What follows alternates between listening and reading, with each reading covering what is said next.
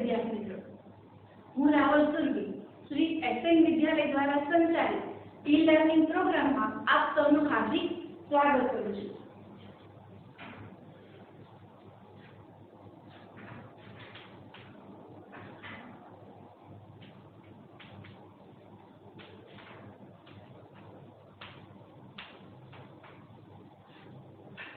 विद्यार्थी मित्रों, तमे लोग 5 ના ધોરણ સુધી આસપાસ વિશે સમજતા આવ્યા છો, શીખતા આવ્યા છો, તેના વિશે તમે લોકોએ અભ્યાસ કર્યો, પણ આજે એ આસપાસને આપણે એક નવા સ્વરૂપમાં સમજવાના છીએ, જે વિષય છે વિજ્ઞાન।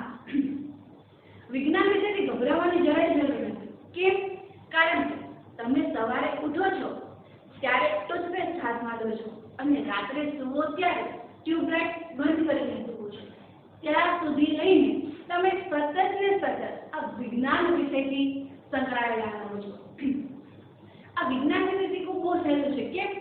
કારણ કે આમાં એવા ઉદાહરણો આવે કે જે તમે તમારી આજુબાજુ જોતા જાઓ છો, માત્ર તેને વૈજ્ઞાનિક રીતે શીખવાની જરૂર છે। અને કહેવાય છે ને કે જીત માત્ર એની જ થાય છે જેને હારવાનો ડર નથી હોતો। તો ચલો આપણે સારા એવા વિચાર સાથે તમારા નવા વિષયની શરૂઆત કરીએ। વિદ્યાર્થી મિત્રો, તમને લોકોને ઘણાને ફરવાનો શોખ હશે, બરાબર? હવે ફરવાનો શોખ છે એટલે જોડે જોડે તમને ત્યાંની જે કહેવાય ને કે પ્રખ્યાત વાનગી હોય એ ખાવાનો શોખ હોય। એટલે કે પંજાબમાં જઈએ તો આલુ પરોઠા, પંજાબી શાક, આ તે છે લસ્સી એ ભાવે।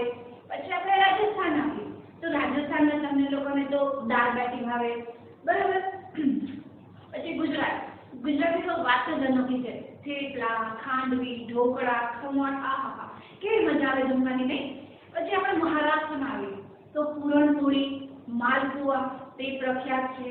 પછી દક્ષિણમાં જઈએ તો બધાની જ મનગમતી વાનગી કઈ? ઇડલી, ઢોસા, ઉપમા, મોઢામાં પાણી આવી ગયું છે, નહીં? ચલો તો આપણે ભારતમાં જોઈએ કે આટલા ભારતમાં આટલી બધી વાનગીઓ જોવા મળે તો તમે વિચાર કરો આખી દુનિયામાં કેટલી બધી વાનગીઓ હશે, જાત જાતની, ભાત ભાતની, કોઈ આમાંથી બનતું હશે, કોઈ વાનગી આમાંથી બનતી હશે, નહીં? તો ખોરાકમાં આપણને ઘણી બધી જાતની વિવિધતા જોવા મળે। વિદ્યાર્થી મિત્રો, હવે પ્રશ્ન એ થાય કે ખોરાક શા માટે જરૂરી છે, બરાબર? તો શક્તિ મેળવવા માટે। જો તમે ખોરાક નહીં લો એટલે કે જમશો નહીં તો તમે સારી રીતે રમી નહીં શકો, દોડાદોડ નહીં કરી શકો, બરાબર ને? તો એટલા માટે ખોરાક લેવો આપણા માટે ખૂબ જ જરૂરી છે। તો આવું જ તમારું વિજ્ઞાન વિષયનું પહેલું ચેપ્ટર છે કે ખોરાક ક્યાંથી મળે છે, એના વિશે આજે અભ્યાસ કરીએ।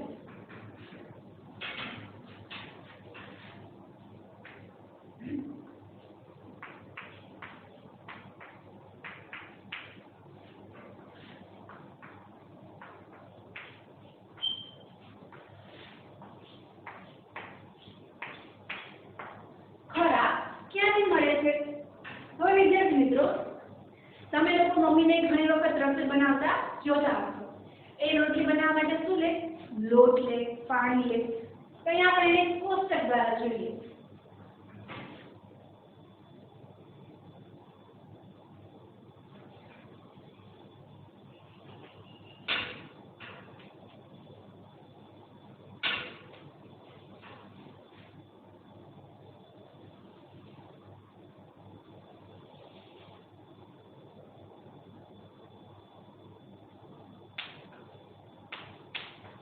वानगी तो સૌથી પહેલા આપણે લઈએ રોટલી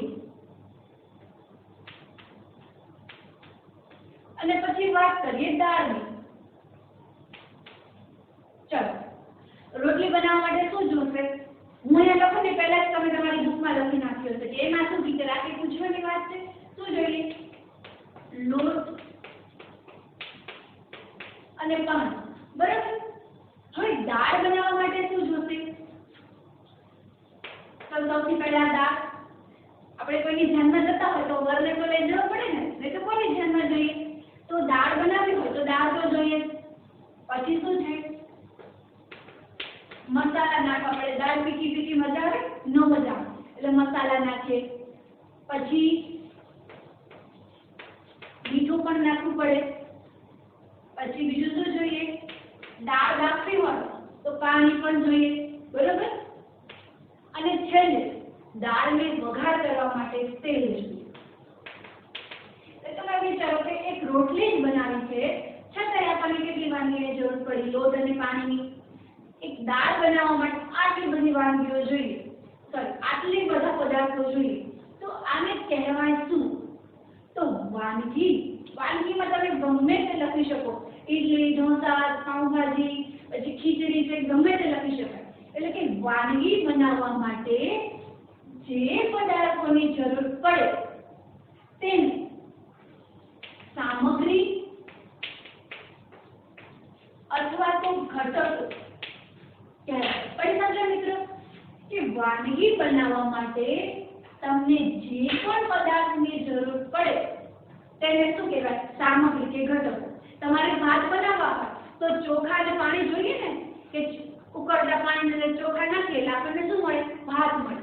એટલે કોઈ વાનગી બનાવવા માટે આપણને એક અથવા એકથી વધારે પદાર્થોની જરૂર પડે છે. તો એને એક નામ આપવામાં આવ્યું સામગ્રી અને ઘટકો. તો એની વ્યાખ્યા લખીએ. ચલો,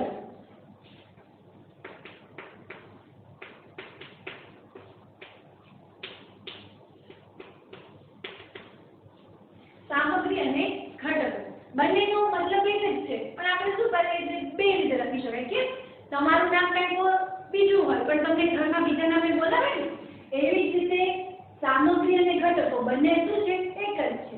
તેની વ્યાખ્યા લખીએ કે વાનગી અથવા તો ખોરાક, વાનગી અથવા તો ખોરાક બનાવવા માટે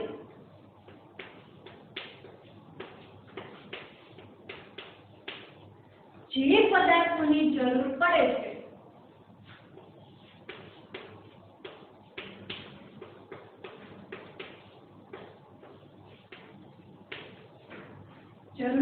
છે તેને શું કહેવાય? સામગ્રી અથવા તો ઘટકો. પડે છે તેને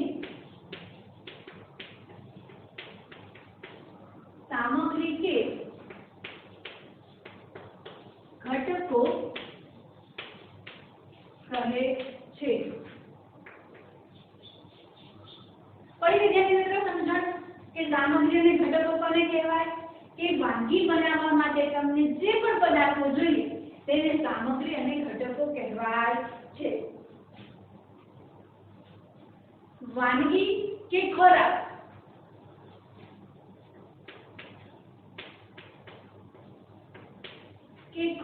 બનાવવા માટે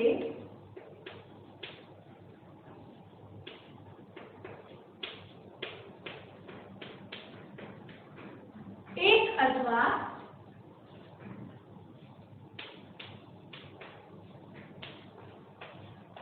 એકથી વધારે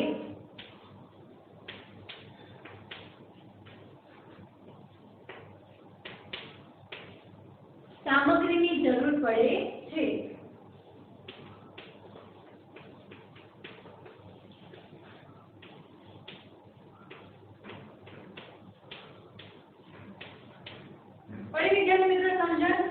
વાનગી કે ખોરાક બનાવવા માટે એક અથવા એકથી વધારે સામગ્રીની જરૂર પડે છે.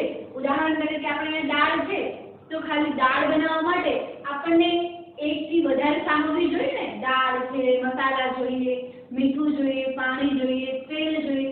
તો આ બધી સામગ્રીની જરૂર પડે અને જ્યારે આ બધું જ ભેગું થાય ત્યારે આપણને શું મળે છે? એક વાનગી મળે છે. તો આપણો જે પહેલો ટોપિક છે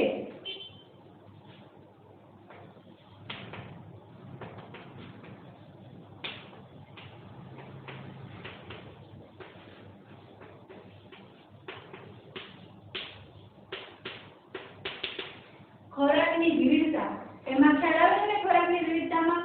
એક તો પહેલા આપણે જોયું કે બધી જ જગ્યાએ આપણને કેવો ખોરાક મળે છે? અલગ અલગ, એટલે કે વિવિધ જોવા મળે છે. પછી આપણે વાનગી જોઈ, સામગ્રી અને તેના ઘટકો જોયા, તેની વ્યાખ્યા જોઈ. વાનગી કે ખોરાક બનાવવા માટે આપણને કેટલી સામગ્રીની જરૂર પડે તો એક અથવા એકથી વધારે સામગ્રી જોઈએ। તો 1.1 માં જે વિગતોની ચર્ચા કરેલી છે તે આપણે અહીંયા જોઈએ। હવે વિદ્યાર્થી મિત્રો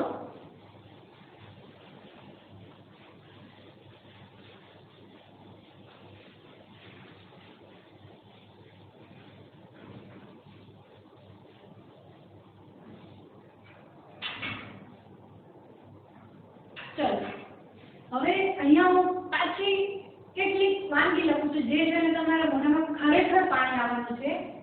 એક તો ઇડલી, બીજું હમણાં લખું, પહેલા આપણે આ જોઈએ। ચલો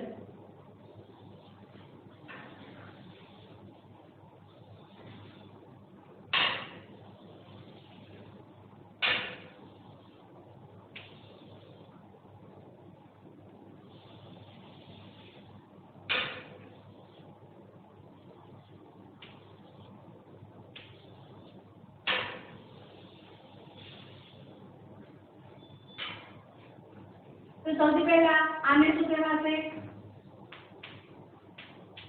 વાનગી। હવે વાનગી બનાવવા માટે શું જોઈએ? આપણે આના પહેલાના ટોપિકમાં ચર્ચા કરી ને, સામગ્રી જોઈએ। શું જોઈએ? સામગ્રી। અને હવે આપણો જે બીજો ટોપિક છે ખાદ્ય સામગ્રી અને તેના સ્ત્રોત।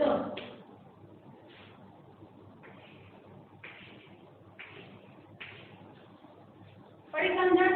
આપણો જે 1.2 ટોપિક છે કે ખાદ્ય સામગ્રી અને તેના સ્ત્રોત। તો સૌથી પહેલા આપણે એક કોષ્ટક દ્વારા શીખીએ। તો વાનગી, સામગ્રી અને સ્ત્રોત।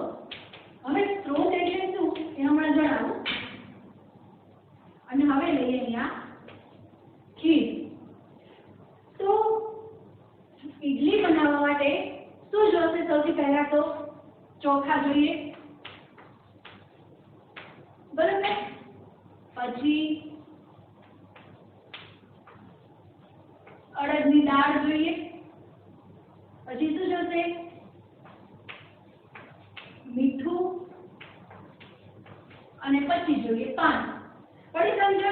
આ સામગ્રી છે ને, એક ઇડલી બનાવવા માટે તમારે કેટલી સામગ્રી જોઈએ? ચોખા જોઈએ, અડદની દાળ જોઈએ, મીઠું જોઈએ, પાણી જોઈએ। પછી ખીર લઈએ તો ખીર બનાવવા માટે ચોખા, પછી શું જોઈએ? દૂધ અને ખાંડ।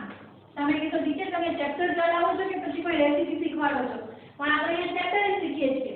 મેં તમને પહેલા જ કહ્યું ને કે વિજ્ઞાન એવો વિષય છે કે જે આપણી આજુબાજુ સંકળાયેલું હોય છે। તો તમે અહીંયા હું ભણાવતા પહેલા જ તમારા મનમાં આવી ગયું છે કે ખીર બનાવવા માટે શું જોશે? તો તમે કહી દીધું હશે કે ચોખા, દૂધ અને ખાંડ, બરોબર ને? ચલો હવે આગળ જોઈએ। હવે તમારે ચોખા લેવા છે, બરોબર? તો એ ક્યાંથી મળશે? તમે મને જવાબ આપશો કે દુકાનેથી। હવે દુકાને પણ ક્યાંથી આવ્યા હશે? કોઈ ખેડૂતે આપ્યા હશે। તો કોઈ ખેડૂતે પણ ચોખા કેવી રીતે બનાવ્યા હશે? પાક ઉગાડીને। અને પાક છે એને આપણે શું કહીએ? વનસ્પતિ। તો ચોખા અંતે આપણને મળે છે ક્યાંથી? વનસ્પતિમાંથી। પડી સમજણ? તમારે ચોખા લેવા હોય તો તમારે પહેલા વનસ્પતિ ઉગાડવી પડે, પછી ધીમે ધીમે પાણી આપો, ખાતર આપો, પછી એ આપણને ડાંગર આપે, ડાંગરમાંથી ચોખા મળે, પછી ખેડૂત એને લે, દુકાનવાળાને આપે, દુકાનવાળા આપણને આપે, પછી આપણે ઇડલી બને। પણ એનું મેઇન તમને મળે ક્યાંથી? ચોખા વનસ્પતિમાંથી। એ રીતે અડદની દાળ પણ લઈએ, એ પણ ક્યાંથી મળે? વનસ્પતિમાંથી। મીઠું તમે લોકો ક્યારેક જો કચ્છના ને ક્યાંક જતા હોય ને, અથવા તો ક્યાંક દરિયા કિનારે, તો અહીંયા તમને મીઠું પકવતા જોવા મળે। હવે તમે લોકો જાણો છો કે મીઠું હવે ક્યાંથી મળે આપણને? દરિયામાંથી પ્રાપ્ત થાય। પાણી છે એનો સ્ત્રોત શું છે? વરસાદ। વરસાદ આવે એટલે ડેમ ભરાશે ને પછી નદી નાળા ભરાય ને તળાવ ભરાય ને બરાબર પછી એમાં આપણને ફિલ્ટર કરીને પાણી આપવામાં આવે તમારે પાણી જોઈએ તો પણ એ પાણી મળે ક્યાંથી વરસાદમાંથી બરાબર ચલો હવે તે ચોખા લઈએ તો ચોખા છે એ વનસ્પતિમાંથી પ્રાપ્ત થાય જે ઉપર જોઈએ મુજબ दूध છે दूध આપણને ક્યાંથી મળે પ્રાણીમાંથી એટલે ગાય છે ભેંસ છે એ આપણને શું આપે दूध આપે એટલે એનો સ્ત્રોત કયો છે પ્રાણી અને વળી પાછું ખાંડ છે તેમાંથી બને શેરડીમાંથી શેરડી પણ એક પ્રકારની શું છે વનસ્પતિ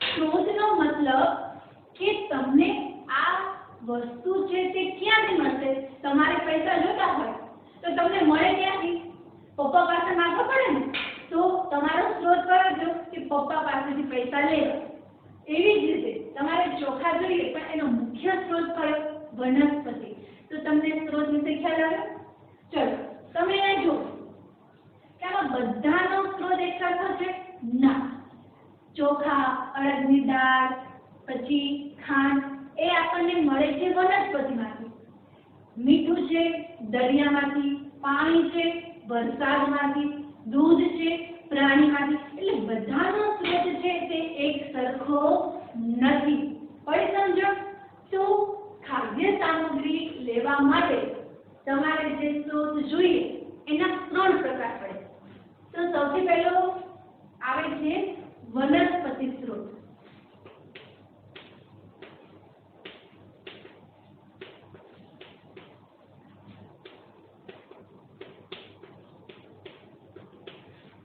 એટલે કે કોઈ સામગ્રી કે ઘટકો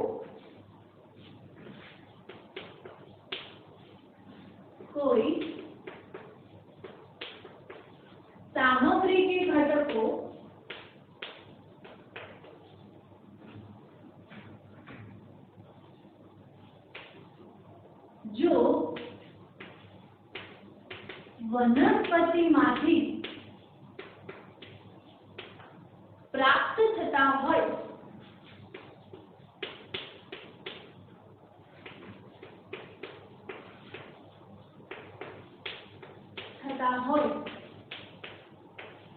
तो ते स्त्रोतने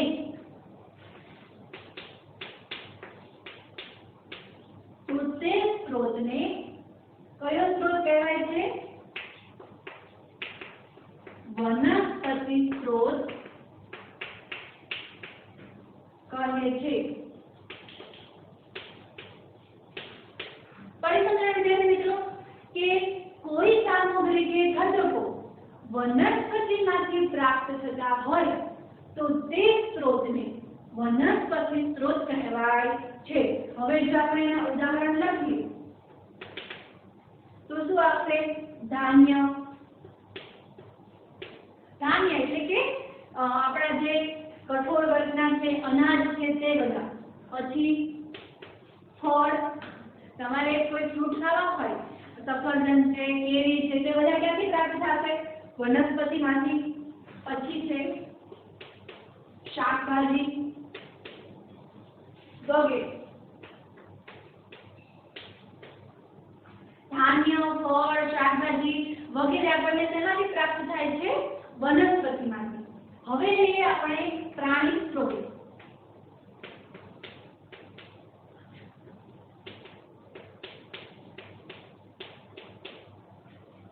पड़ी पाछू कुल देवी ज व्याख्या कोई सामग्री के घटको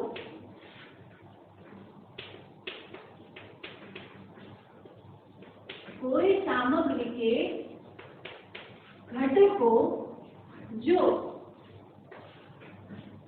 प्राणियोंमांथी प्राप्त थता होय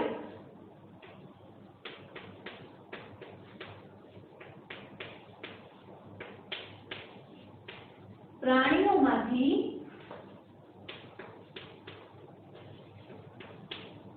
प्राप्त थता होय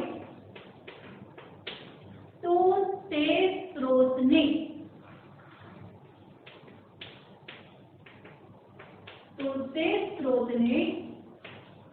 કયો સ્ત્રોત કહેવાય? પ્રાણી સ્ત્રોત કહે છે.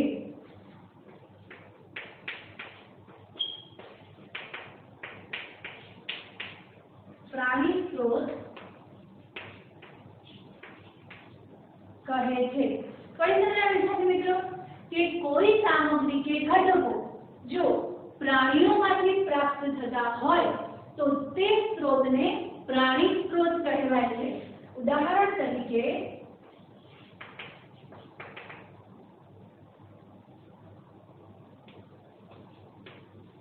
સૌથી પહેલા દૂધ, પછી છે માંસ, પછી શું આવે? માછલી, ઝીંગા વગેરે. પણ સમજો કે પ્રાણી સ્ત્રોત કોને કહેવાય અને એના ઉદાહરણ. અને હવે જુઓ અહીંયા મીઠું અને પાણી એવા સ્ત્રોત છે કે જે વનસ્પતિમાં પણ નથી આવતા અને પ્રાણી સ્ત્રોતમાં પણ નથી આવતા. એટલે લખી શકાય કે મીઠું છે તે દરિયામાંથી પ્રાપ્ત થાય છે અને પાણી છે એ વરસાદમાંથી પ્રાપ્ત થાય છે.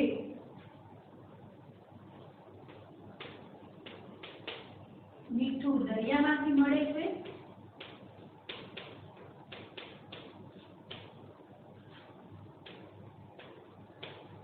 અને પાણી ક્યાંથી મળે છે? વરસાદમાંથી.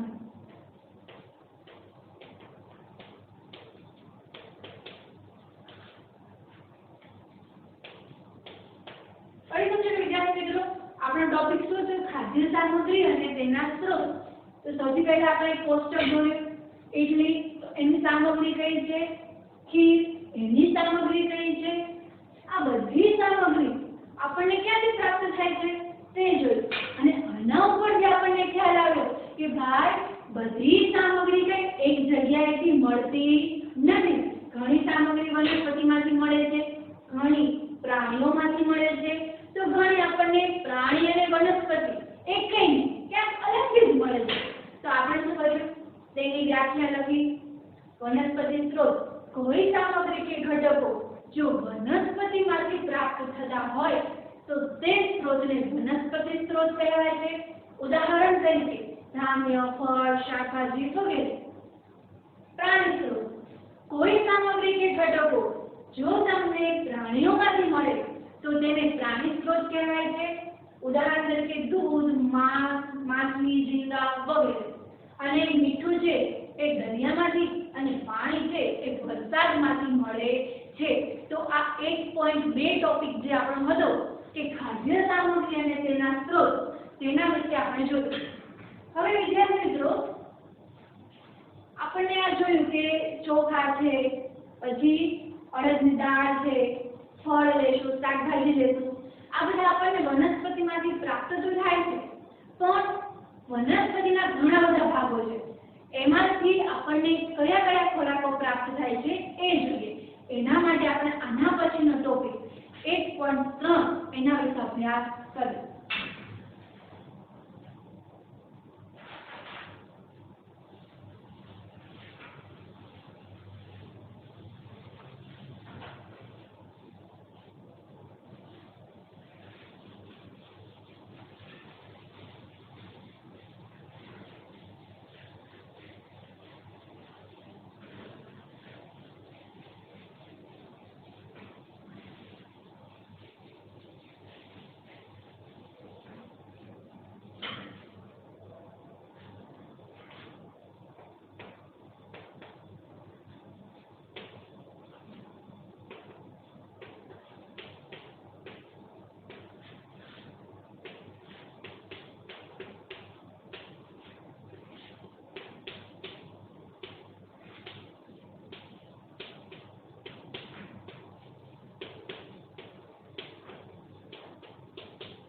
चलो હવે સૌથી પહેલા આપણે સરસ મજાની એક વનસ્પતિની આકૃતિ દોરીએ. વિદ્યાર્થી મિત્રો હસતા નહીં હો આકૃતિ જોઈને.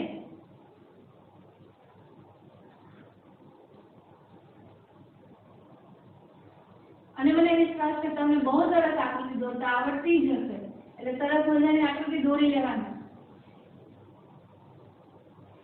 વિજ્ઞાનની એ ખાસિયત છે કે તમને ઘણી બધી આકૃતિ દોરવા મળશે.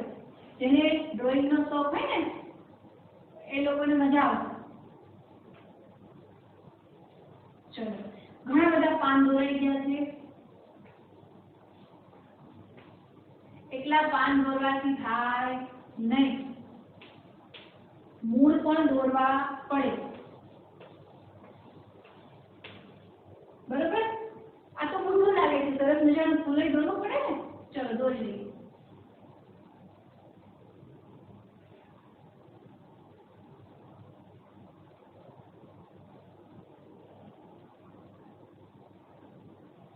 પછી જ્યારે આપણે મળીએ ત્યારે તમે મને જણાવજો કે મેં કેવી આકૃતિ દોરી હતી. ચલો,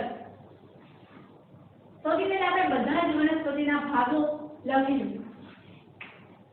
આને શું કહેવાશે? ફૂલ અથવા તો ફળ. કારણ કે ફળમાંથી શું બને છે? ફૂલ બને છે. પછી આ છે પર્ણ. આને કહેવાય પ્રકાંડ. આને કહેવાશે મૂળ. અને વનસ્પતિ ઉગાડવા માટે સૌથી અગત્યનું જરૂરી શું નાખવું પડે? સૌથી પહેલા બીજ.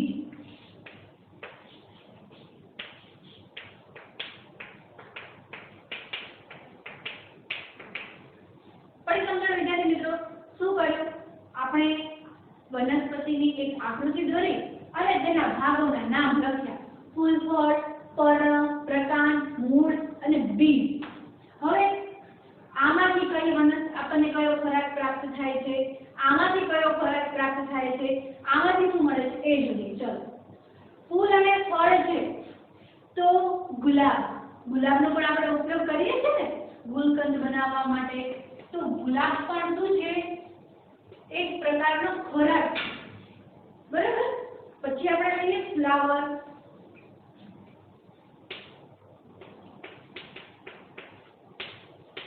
મરચા. ફૂલ કે ફળ બંને એક જ થાય એટલે ગુલાબ, ફ્લાવર, મરચા આ બધા કયા ભાગમાંથી મળે છે? વનસ્પતિના ફૂલ અને ફળમાંથી. હવે બીજું લઈએ પર્ણ. તો કોબીજ,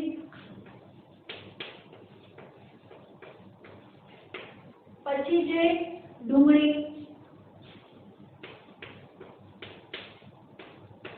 પછી શું આવે? કોઈ પણ પ્રકારની ભાજી. મેથીની હોય, પાલકની હોય, કોઈ પણ ભાજી. પછી છે અળવીના પાન. પણ તમને વિદ્યાર્થી મિત્રો કે કોબીજ, ડુંગળી, કોઈ પણ પ્રકારની ભાજી, અળવીના પાન એ આપણને વનસ્પતિના કયા ભાગમાંથી મળે છે? પર્ણમાંથી. હવે લઈએ પ્રકાંડ. તો પ્રકાંડ છે એ માંથી આપણને મળશે બટાટા, પછી છે સક્કરિયા,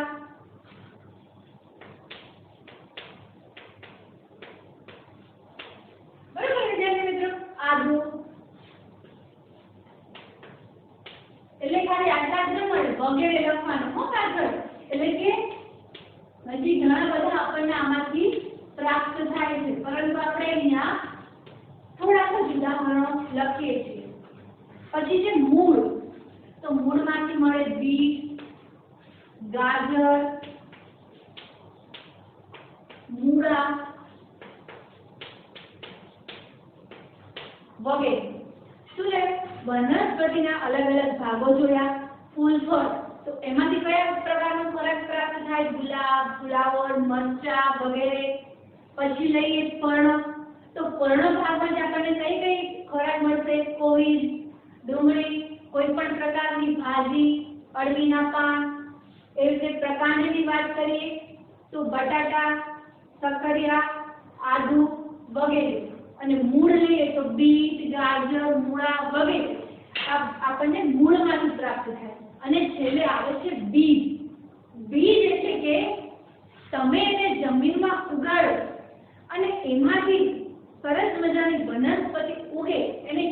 મગ, તો એને કહેવાય બીજ. તો બીજના ઉદાહરણમાં શું આવે? મગ, ચણા, વટાણા વગેરે. પછી તમને વિદ્યાર્થી મિત્રો આપણે વનસ્પતિના ભાગો જોયા અને વનસ્પતિના ભાગોમાંથી તમને કયા પ્રકારનો ખોરાક મળે છે એ જોયું. તો વિદ્યાર્થી મિત્રો આપણો જે 1.3 ટોપિક હતો કે વનસ્પતિના ભાગોમાંથી મળતો ખોરાક, તો વનસ્પતિના આને ભાગો કહેવાય અને એમાંથી મળતો આ ખોરાક છે. તો આજના સેશનમાં સૌથી પહેલા આપણે જોયું ખોરાકની વિવિધતા, તેમાં સામગ્રી શું, ઘટકો શું છે, બરોબર. પછી વાનગી કેટલી સામગ્રીમાંથી બને, ઘણી બધી, તમારે જેટલી સામગ્રી જોઈએ એટલા. પછી બીજો ટોપિક હતો કે ખાદ્ય સામગ્રી અને તેના સ્ત્રોત. તો આપણે વનસ્પતિ સ્ત્રોત જોયો, પ્રાણી સ્ત્રોત જોયા, પછી મીઠું અને પાણી જોયું કે મીઠું દરિયામાંથી અને પાણી આપણને વરસાદમાંથી મળે છે. અને પછીનો ટોપિક જે આપણો હતો કે વનસ્પતિના ભાગોમાંથી મળતો ખોરાક, તેમાં આપણે વનસ્પતિ દોરી, એના ભાગો લખ્યા અને એમાંથી મળતા ખોરાક લખીએ છીએ. હવે આપણે જ્યારે આગળ મળીએ ત્યારે તમને ફણગાવેલા બીજ કેવી રીતે પ્રાપ્ત થાય છે, મધ વિશે અને ખોરાકના આધારે પ્રાણીઓના જે પ્રકાર પાડવામાં આવ્યા છે તેના વિશે ચર્ચા કરી. નમસ્કાર.